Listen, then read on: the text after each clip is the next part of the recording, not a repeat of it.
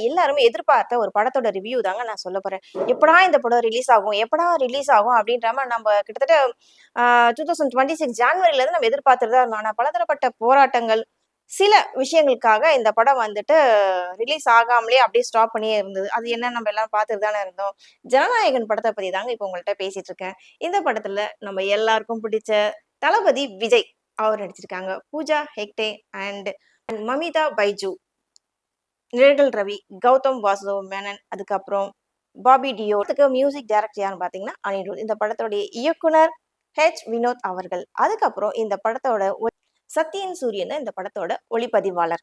சரி. இந்த படத்தோட ஊர்ல வந்துட்டு மக்கள் எல்லாம் எலக்ஷன் டைம் நடக்குது. யாருமே போயிட்டு ஓட்டு போட மாட்டேங்கிறாங்க. அந்த ஊர்ல இருக்க ஒரு காவல்துறையை சார்ந்த நிழல் ரவி அவங்க போயிட்டு, "நீங்கலாம் ஏன் ஓட்டு போட வரமாட்றீங்க? இது வந்து உங்களோட ஜனநாயக கடமை. வந்து ஓட்டு போடுங்க." அப்படின்னு கேட்கறாங்க. ஆனா அங்க இருக்க மக்கள் வந்துட்டு, "இல்ல, நாங்க ஓட்டு போட்டோம்னா எங்கள வந்துட்டு அடிப்பாங்க, எங்கள மிரட்டுவாங்க, எங்கள இந்த ஊர்ல வாழ விட மாட்டாங்க. அதனால நாங்க ஓட்டு போட மாட்டோம்." அப்படின்னு அவங்க சொல்லிட்டே இருக்கும்போது, அந்த காவல்துறை அதிகாரி வந்து, "நீங்க இப்படிலாம் சொல்லும்போது எனக்கு ஒருத்தர் ஞாபகம் வராரு." அப்படின்ட்டு அப்படியே ஃபிளாஷ்பேக் போகுது.